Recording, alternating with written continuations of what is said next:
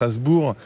Elsa, bonjour. Bonjour Martial. Elsa de Campus 3 octobre et 11 octobre dernier, Lampedusa se trouve une nouvelle fois les projecteurs, près de 400 morts lors de 2 naufrages d'émigrés clandestins. 2 bateaux qui chavirent à 15 jours d'écart, qui est des drames qui poussent même Mark Schulz, président du Parlement, à rencontrer le maire de Lampedusa et puis les autorités civiles.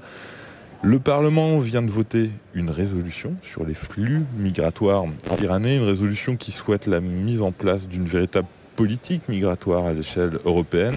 Une résolution encore qui invite à prendre en charge ces questions humaines par tous les pays européens et pas par juste les pays formant les frontières extérieures de l'Europe. Alors Elsa, je te demande, et je pose cette question aussi à ton invité, avance-t-on vers un Schengen 2 ? Si ça devait se faire, en tout cas, ça prendrait du temps. Pour ce qui concerne l'Italie et Lampedusa en particulier, le phénomène d'immigration remonte aux années 90 et depuis, il ne fait que s'amplifier. Ça fait des années que des flux migratoires en Méditerranée est au cœur du débat européen.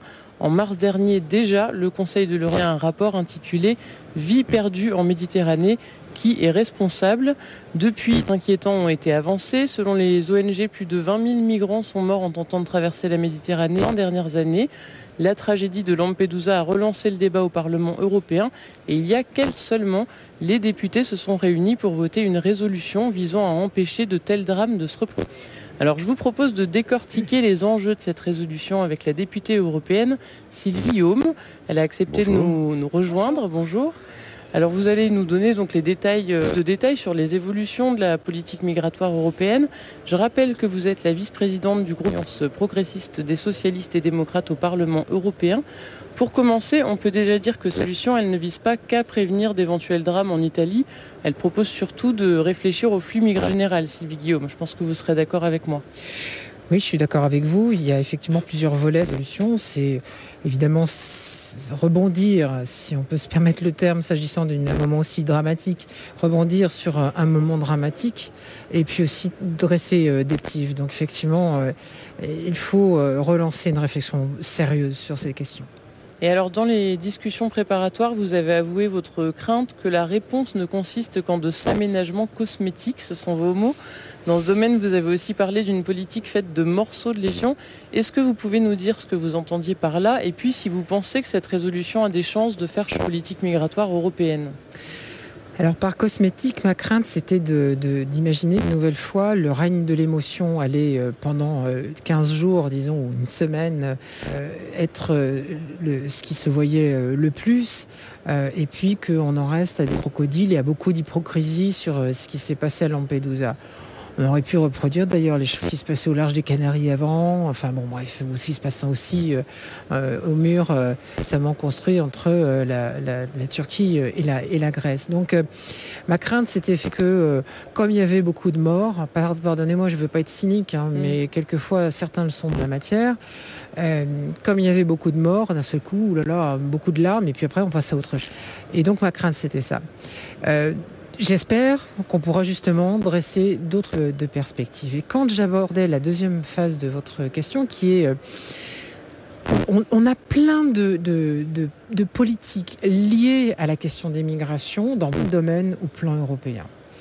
Vous prenez depuis la lutte contre la discrimination, avec l'active antidiscrimination qui est bloquée depuis plusieurs années et on n'arrive pas à sortir de là.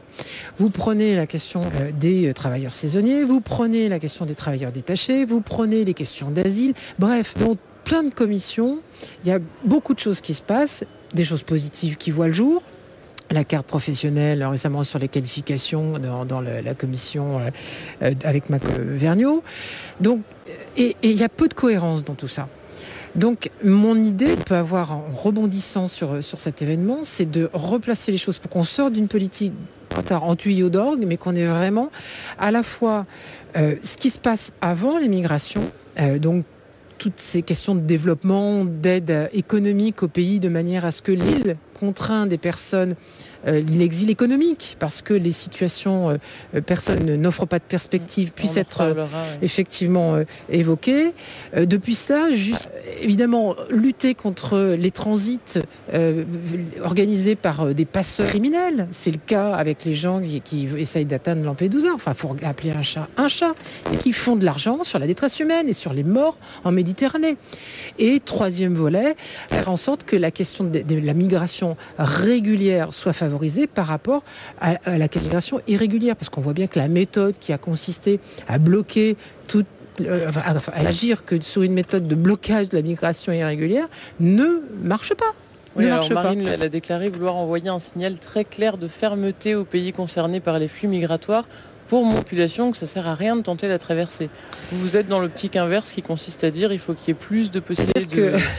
Le point de vue de Marine Le Pen a montré son inefficacité de temps. C'est-à-dire que dire que l'Europe n'est pas accueillante et va rejeter n'empêche pas les gens de bouger. Donc, partant de ce constat-là, il faut être pragmatique. Si cela, ça n'empêche pas de bouger, si donc il n'y a pas suffisamment de développement et suffisamment d'actions qui sont menées pour que les pays originaires de la migration soient aptes à proposer des perspectives à l'action. Et considérant en outre que en France et en Europe, en Allemagne aussi, on a besoin encore et toujours d'une migration économique, il vaut mieux organiser les choses clairement de façon régulée. Il ne s'agit pas d'ouvrir les portes-fenêtres et puis de dire venez profiter. Ce n'est pas le problème. C'est simplement avoir une approche humaine et raisonner sur un phénomène qui de toute façon ne s'arrêtera pas. Et alors le vrai problème actuellement, c'est que les pays de la Méditerranée reçoivent tous les migrants d'Afrique et que depuis 2003, le règlement Dublin II prévoit que c'est l'arrivée qui doit traiter les demandes d'asile et assurer l'hébergement des demandeurs. Sylvie Guillaume, vous appelez à la solidarité européenne, voire à une répartition des demandeurs. Du coup, vous êtes contre ce règlement Dublin II. Oui, vous faites A plus B égale C. C'est malheureusement pas comme ça que ça se passe avec des gens. Parce que quand vous parlez du règlement Dublin II, qui est devenu, je vous le précise, Dublin III depuis mois, vous parlez de demandeurs d'asile. Or, ce qui se passe en Méditerranée, évidemment, ce sont des flux de personnes qui demanderont l'asile, si on parle par exemple des Syriens, encore on peut imaginer que ce sont des gens qui ont besoin de se mettre à l'abri temporairement et qui n'ont pas forcément envie de faire l'Europe, mais de reconstruire la nouvelle Syrie d'après Bachar el-Assad. Donc vous mélangez, vous personnellement, mais il y a un mélange entre des flux de demandeurs. Oui. Non, pas du tout. Mais il y a toujours un mélange entre de ce qu'on appelle les flux mixtes qui sont dans un processus de demande d'asile parce qu'ils craignent, en ayant subi des persécutions, ils craignent de subir à nouveau des persécutions, et des gens qui sont dans une démarche autre, qui est une démarche de migration qui est par ailleurs parfaitement légitime au demeurant. Donc on peut effectivement travailler sur la Dublin, je vais y revenir, mais il ne faut pas mélanger les choses. S'agissant de Dublin 3, moi j'ai milité pour qu'on suspende la clause qui fait que c'est le pays d'accueil, le pays de première arrivée qui doit traiter de ma demande d'asile. Je me suis heurté à une opposition auprès d'un certain nombre de collègues du Parlement et je suis heurté également à la quasi-totalité d'hostilité des États membres. Donc nous n'avons pas pu faire avancer la question de Dublin 3. Parce qu'il y a 24 pays qui sont hostiles à une révision de suite. Exactement. En fait. Voilà l'étendue du problème. Et alors d'après vous, comment faire pour forcer la solidarité européenne en ce qui concerne l'immigration au moins ? Alors d'abord, je crois qu'il faut, là aussi, comme je le disais tout à l'heure, même si ça peut apparaître un petit peu long en explication, il ne faut pas seulement réagir sur l'urgence et dire les Italiens ont un problème en ce moment, donc allez, on va donner 30 millions puis se débrouiller avec ça. Oui, c'est des pansements, ça. Voilà, ces dépensements, ça sert. Il faut d'abord débat. Moi, je regrette, mais plus on va continuer à aborder les questions de migration, l'angle de l'émotion, de la réaction, et je surréagis, et je tweete, et je retweete, et je retweete sur un truc, ça ne marchera pas. On n'arrivera pas à regarder les choses en face. Les choses en face, c'est de partager un certain constat.